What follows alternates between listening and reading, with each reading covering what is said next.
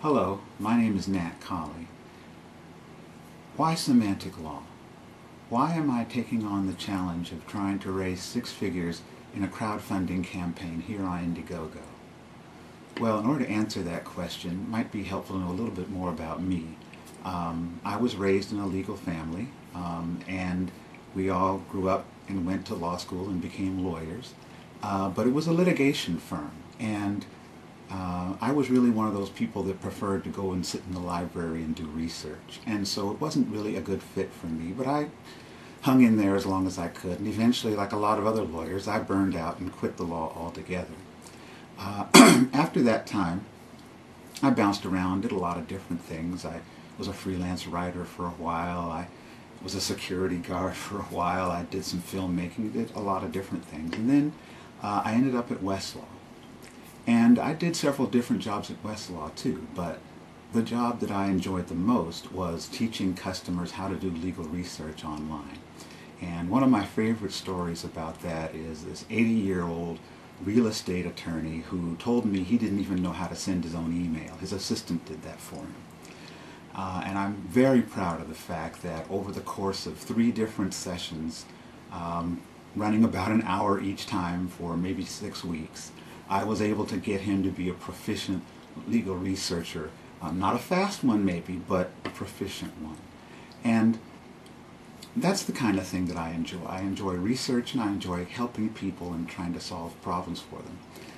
So what's interesting about all of that is that, I didn't actually get the idea for semantic law until 2 or 3 years after I'd left there. At the time I was actually working on a free consumer legal resource guide that I was going to put online, and I still may put online as part of this project. And the idea for semantic law just sort of came to me in a flash, and so that's what I've been pursuing since then, and that's what I'm ready to do now, and that's what I'm asking for your help with. Because if you think about it, nobody owns the law, or maybe everybody owns the law. I don't know, maybe that's a better way of looking at it, because the taxpayers have paid for the courts and the legislature and the regulatory agencies and all that stuff. It's all paid for by the taxpayers. And the purpose of that was not to allow a couple of multinational conglomerates to engage in monopolistic pricing about access to the law. And, despite what you may see on TV and some of these courtroom dramas, a lot of lawyers are struggling in private practice. They're looking for any way they can to save a few bucks. And the charges for these premium research services like Westlaw and Lexis are very high. Now Bloomberg, but still, it's not cheap at all. And these companies really tend to sort of cater to the big law firms. Any law firm that's, say, 10 or 11 lawyers or less, they don't really care that much. And if you're one of those lawyers and you've tried to use customer service, you know exactly what I'm talking about.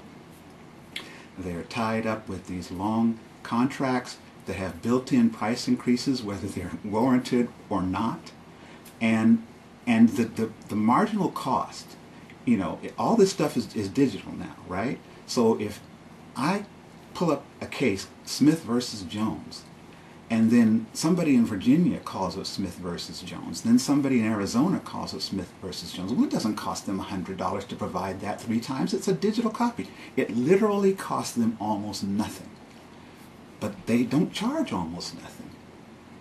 So the idea is, look, I can get that material and I can post it, and it will be free to anybody, not just lawyers, anybody, to use as they see fit in their own legal research. Now, you might say, okay, look, there are already a couple of free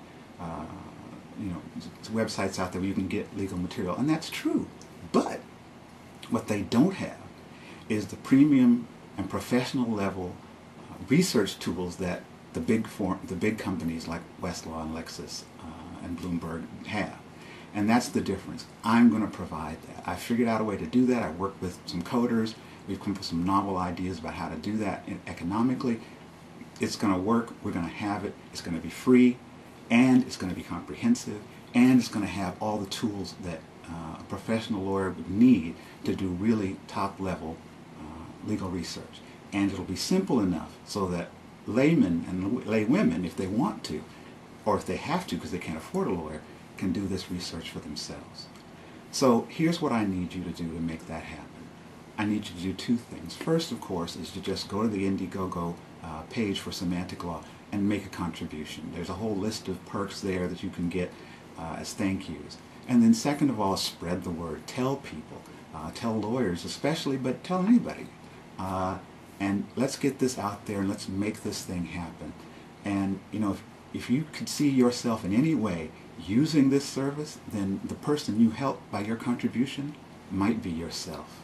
Thank you so much for your time.